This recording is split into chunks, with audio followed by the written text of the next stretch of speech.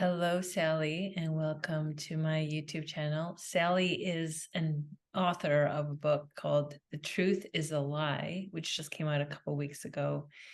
And we were just talking, and she was sharing a little bit about her story. But yeah, her story is intense, and I am looking forward to hearing it in full. So, Sally, how did Jehovah's Witnesses come into your life? And if you can talk about your story, your life as a Jehovah's Witness. Sure. I wasn't born in.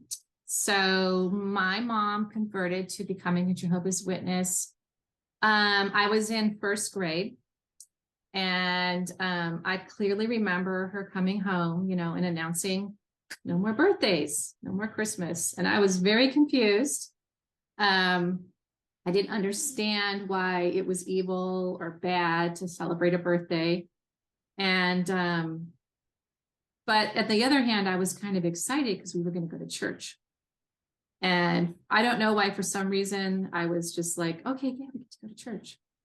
That was quickly that little image, I had this little picture of going, like Easter back then, we wore little gloves and went to church and walked into this building with no windows, hard chairs, everybody dressed, in skirts. And it just, all the kids sitting there and all the adults. And I just remember it was just like this cold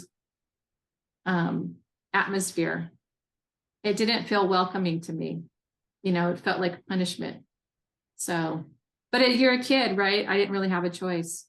And then as things progressed and my mom got deeper and deeper involved, she ended up getting married to my stepfather. They had been living together.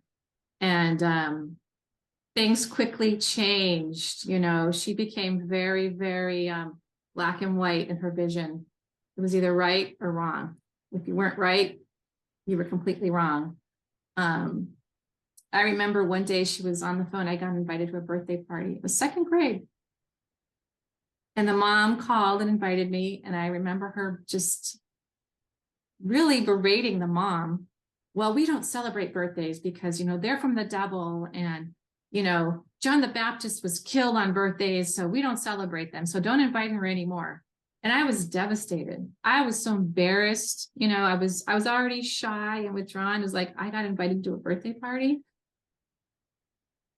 And so that was devastating, but that was basically my whole childhood for a long time. Lots of no's and don'ts, and, oh, no more Saturdays. We're going out, door to door. We're going to do this. I don't remember what age I was. I remember we moved to a new house. And my older sister had said something. We're only like a year and a half apart. She had said something to my mom about my stepfather had been coming into her room at night. And don't remember the exact conversation, but I remember my mom's face got very stressed out, very drained, and she hurried off to go meet with the elders. And then I kind of started piecing things together from what my sister said, and found out that he was going into her room at night and was raping her. She was 8. She was 8. Wow. And my mom, instead of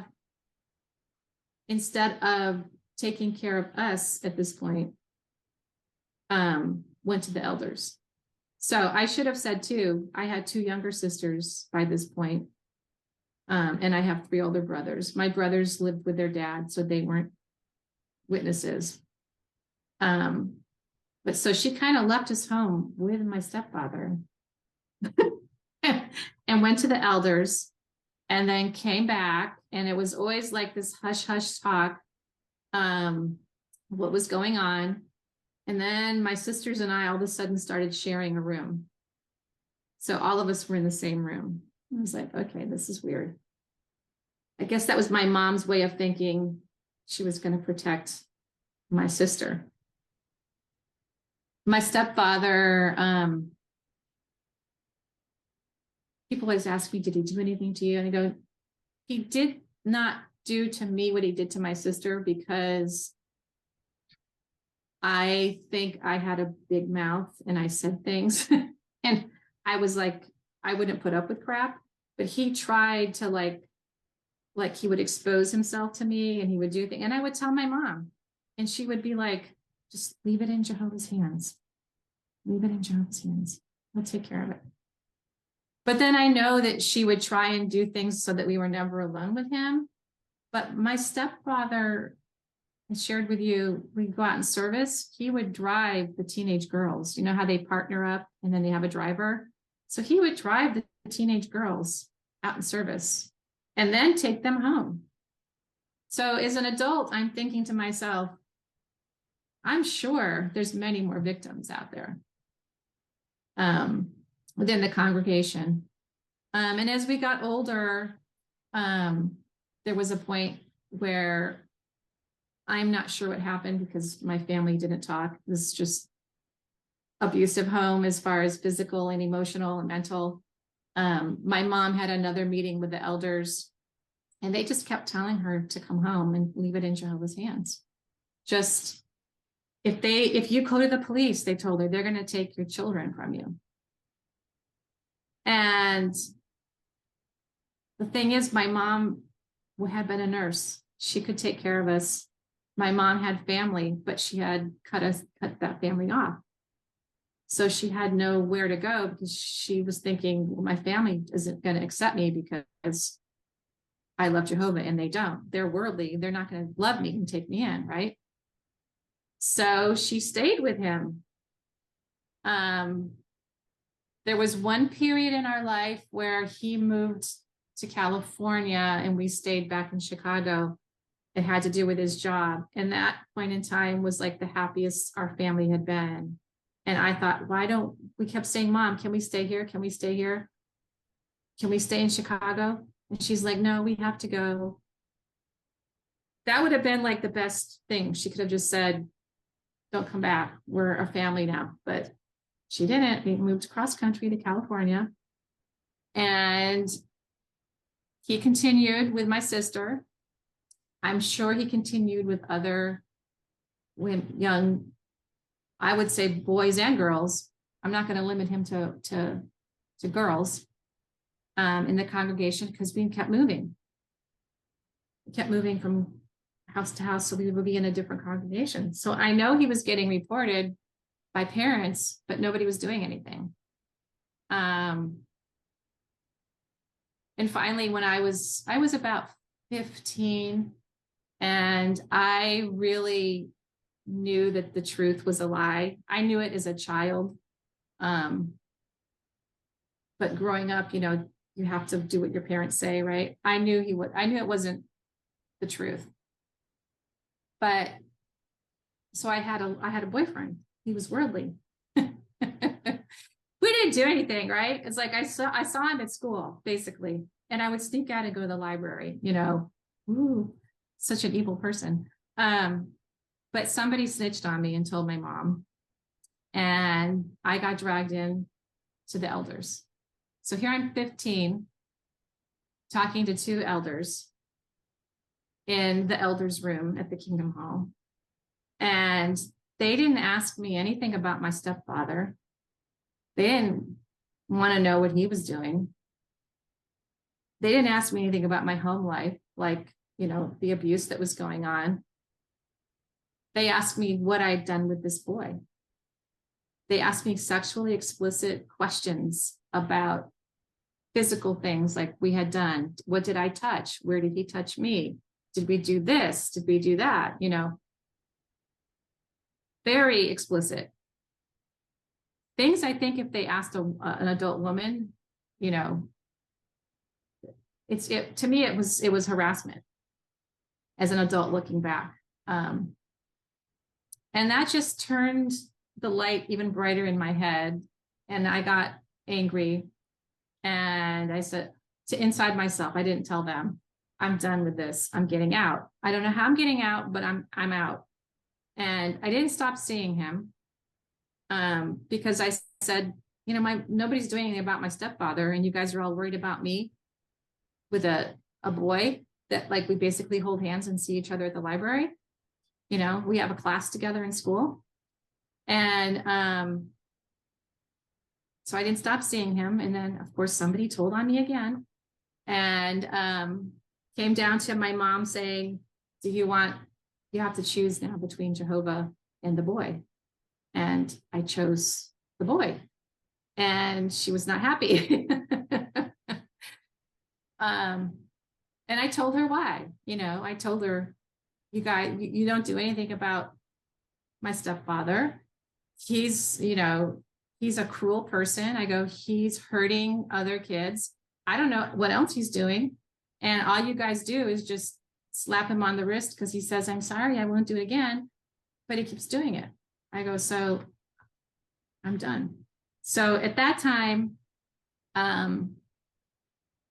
went to live with my dad, but I'd never lived with my dad before. I only saw my dad like maybe once a year for like a week, if that, sometimes not even a year, because he was in the Navy and he was stationed overseas. So I didn't really know him very well. So that was scary at age 15 to go live with someone I didn't know who was worldly, you know, who probably had demons all over the house, right?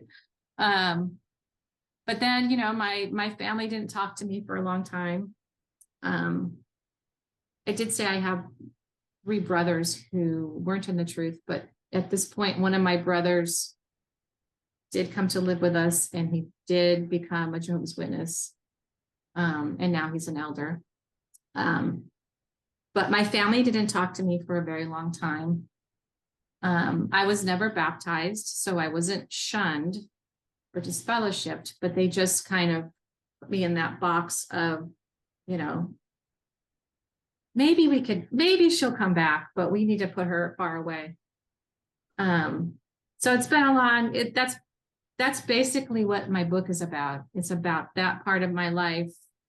But it's fictionalized it because it's for young adults. So, and it stops when I leave home. So. What a story. Gosh, what happened then to your stepdad? You moved out when you were 17. Your mom was still married to him. Mm-hmm. And were your siblings, any of them living at home anymore? Mm-hmm. Okay. Mm-hmm. So my older sister, still there, my older brother, and then I had 2 younger siblings still there. I kept asking my mom wasn't really talking to me at this point, but before I left home, I kept saying, what about Stacy? What about Gretchen and Catherine? Those are my little sisters. Aren't you worried about them? Her response was, no, those are his children. He would never hurt them.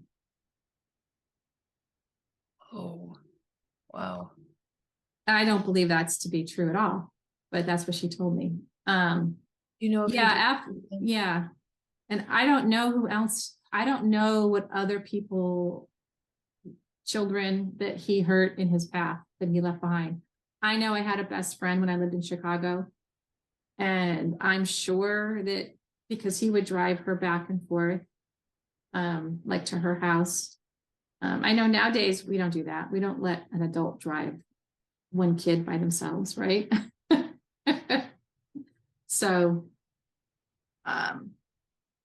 yeah, so after that, my mom stayed with him till my younger sister was, I think she was 15.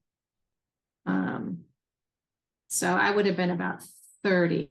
My sister was 15. Yeah. And I don't know what happened. I don't know if he just left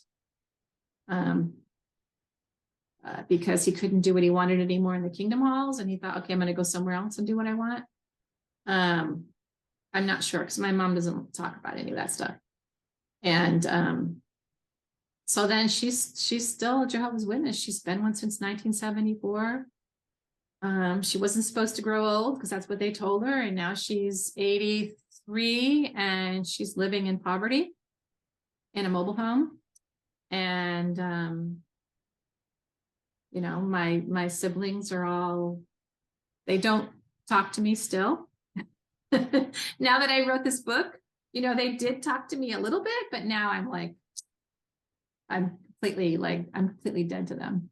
So it's kind of sad because I have 3 sons who are these amazing young men, and they don't know them. I have a niece and a nephew who are amazing.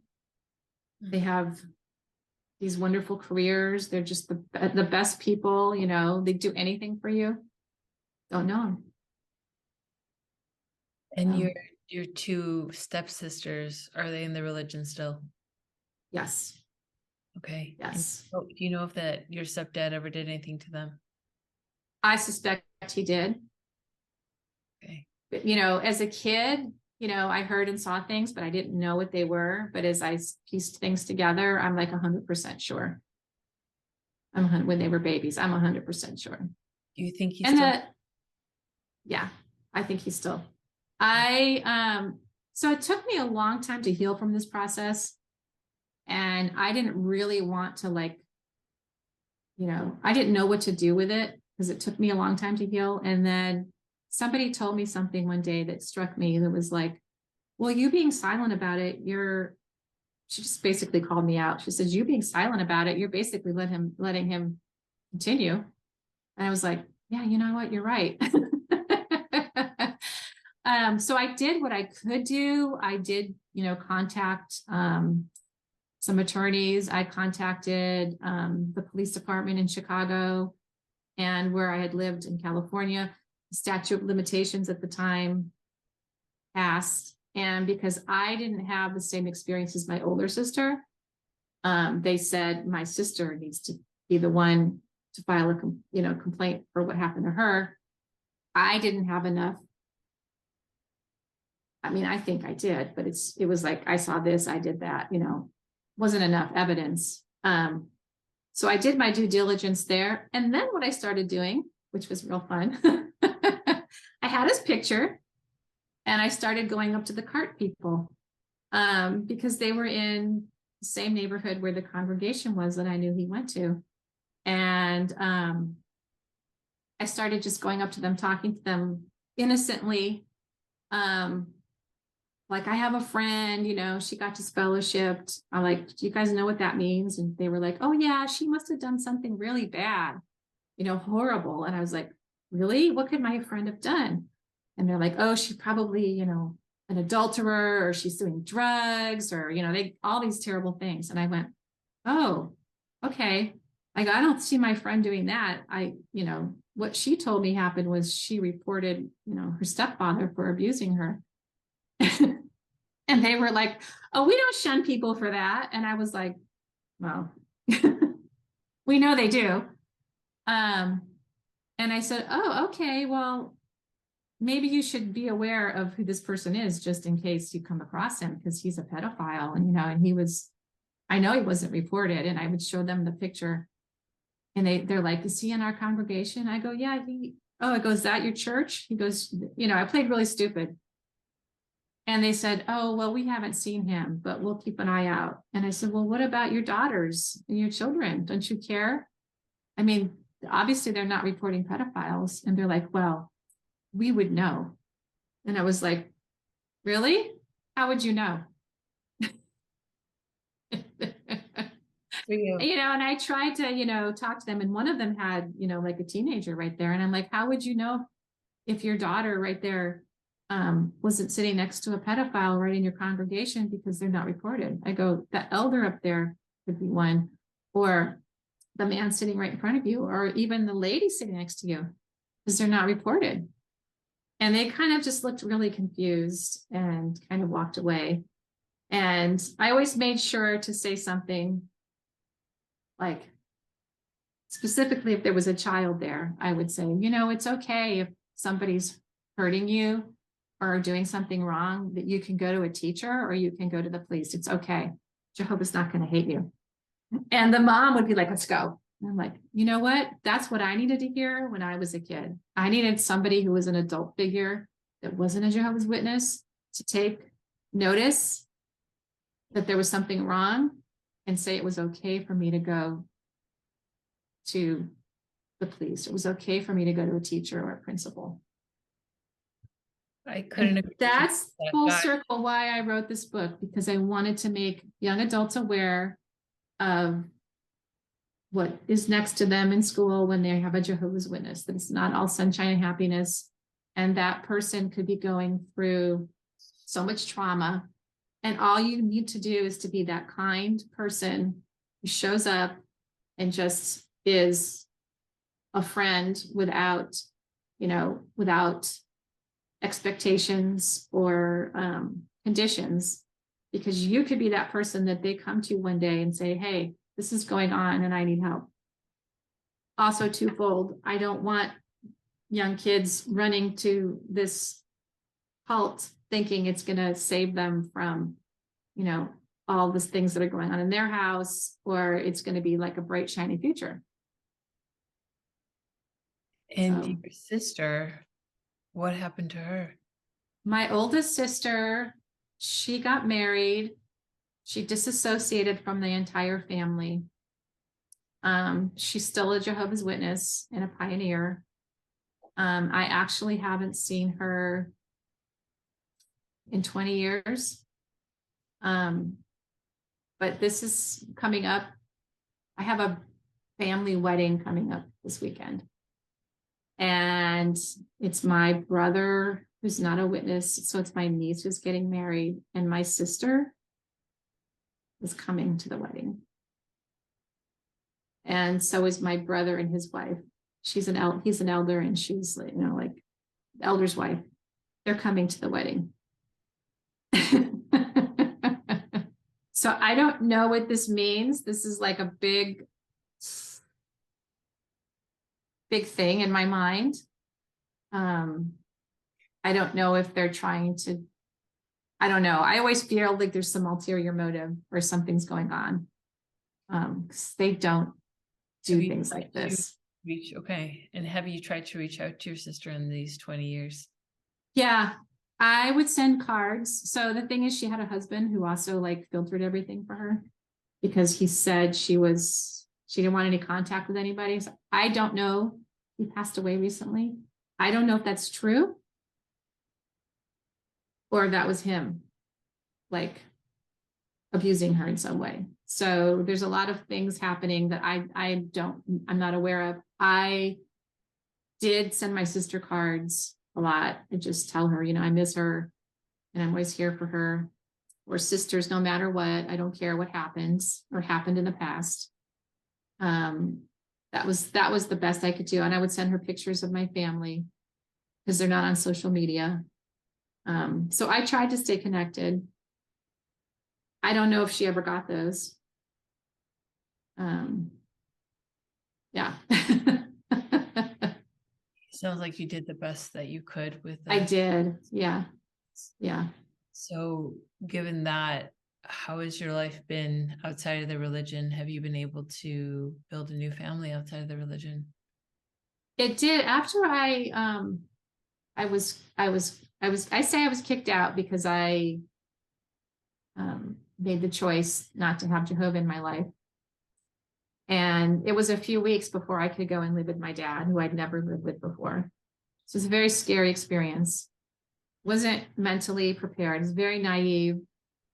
And also coming from a very abusive home, not prepared for life. And so I got married very young. I was 19. Actually, I was 20 2 days after I got married. And married did what I thought I should be doing, which was, I needed my protector. I needed this man to take care of me. So I married an older man who had a career, and he was already set. Had my kids before I was 25, 3 sons, not 25, 26, 3 sons. And then just everything started to crumble because I was starting to get depressed. I had severe anxiety. I couldn't leave the house, all these things, because I had buried all that stuff from my past and not dealt with it. Because that's what we do, at least at my home. And as I started to grow and I went into therapy and I started to grow and understand, how that past was affecting me. And I started to see the man that I married was very similar to my stepfather as far as his dominance, his passive aggressive, his just mental abuse. And my husband at the time did not like how I was changing and becoming my own person. I wasn't, like this fanatical, crazy person running around the house. I was just, learning to speak my opinion, and I wanted to do things other than, what he thought a housewife should do. So we got divorced, and then I don't remember how many years it was. I got married again. Should have had a space in there. Should have done some healing, more work, but can say that looking back, right? He ended up being a pathological liar and gambler. So as I'm rebuilding this life and getting a career and, my future, buying a house, doing all these things, he's like stealing money and borrowing from people and lying. And this whole world came crashing down when I found out, the extent of what was going on. And so I divorced him about 6 years ago. While before we got divorced, my mom came to live with me. She was in great need, and I had space for her.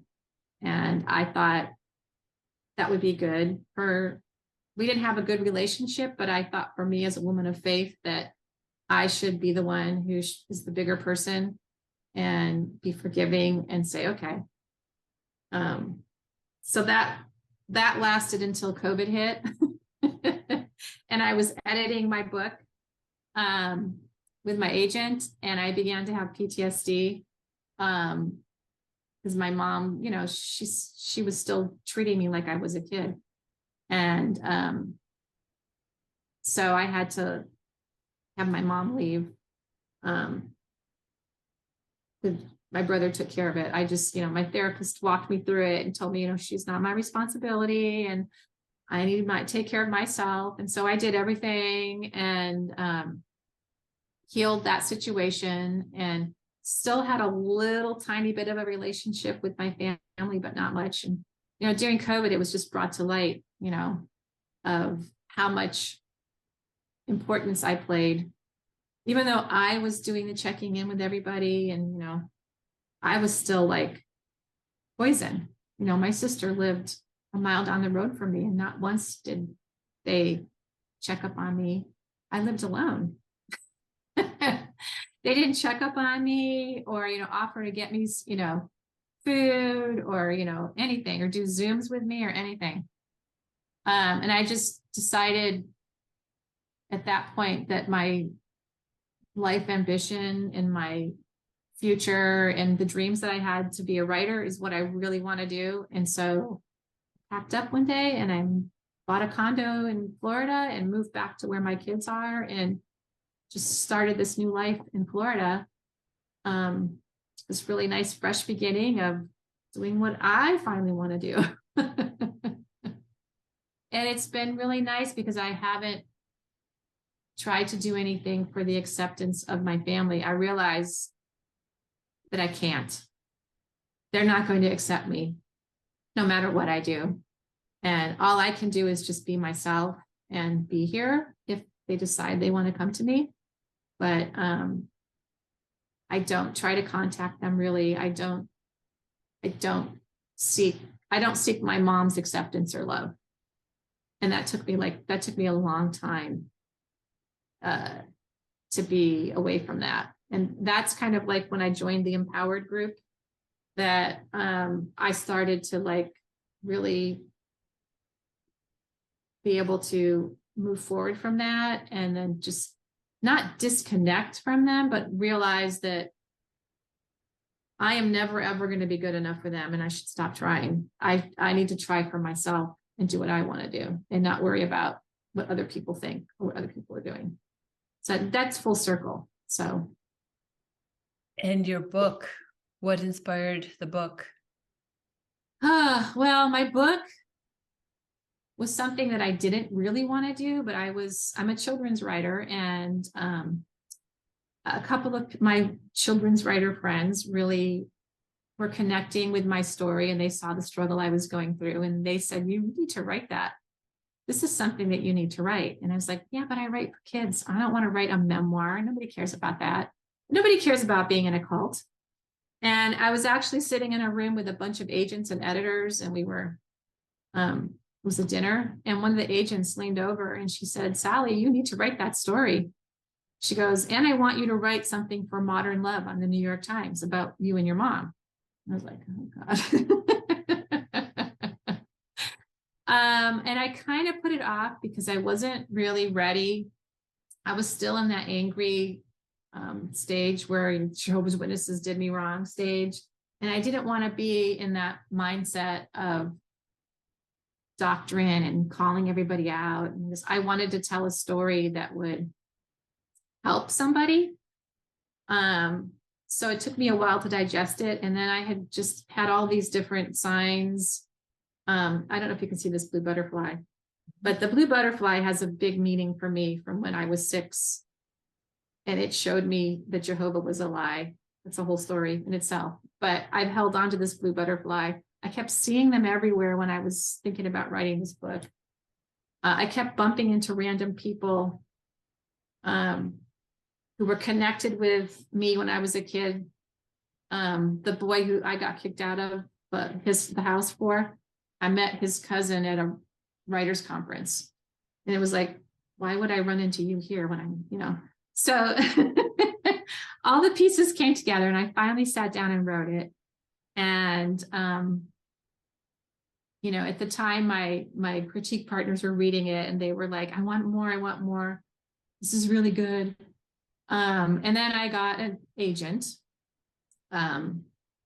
based upon just my plot of it's a girl in a cult, and they saw my first page, and we edited the book, and we were out looking for a publisher, and then she switched agencies and dropped me. And so my world came crashing down, because here I'd moved cross country to write, and I had a book deal, right? And so then I just decided to, after 200 rejections of agents saying no, they didn't want it, so I have very thick skin, I decided to publish it myself. So I'm an independent publisher. I created my own publishing company. It's professionally edited, and it's on Amazon now. And I'm trying to get it in bookstores and libraries. It is a dark subject. There's some trigger warnings, but it is written from a 16-year-old girl's point of view. It is young adult, but I have a lot of adults reading it. I don't go into sexual details, the abuse, but I do hint at it, and I call it out, but I don't have like any scenes of sexual abuse. So I live in Florida, so they probably would never get in a library or a school here because of that. So, but I didn't want to make it a sexual abuse story. I wanted to make it the story of the cult. And so it's my life, but I also took the lives of many other young girls that I was in groups on Facebook. I took their stories, and I kind of melded some people together and took my truths that happened to me and wrote that story. So I'm getting really good feedback. I've gotten 5-star reviews, and people who are reading it in like one day. And awesome. Yeah. It sounds also very relatable, especially because this young adult, probably an easy read, even though it is a darker subject. Sounds like somebody can just read it if they're really into it. Yeah. It is kind of an easy read because my character is very naive. So she's not, because, she was raised a Jehovah's Witness. So she's very naive to the world. So that's the voice of the book. She seems very young because she is mentally, a couple of years behind her peers. But yeah, adults read young adult all the time. So, the vampire series and all the all the movies that are made out of the young adult novels. So, How do you um, feel now that this book is out? Even though it's not a memoir, it's still kind of a somewhat an it autobiography. I think it was harder writing it when I was going through the edits. I had to go back into therapy twice. Um, but now that it's out, so much has changed in me personally in my life. Um, I'm not that person in the book. But I'm enjoying holding the actual book and seeing the words on the page. It's real. And I was like, so the things that happened to me and my sisters and the other young girls and boys and the Jehovah's Witnesses, they have a voice now.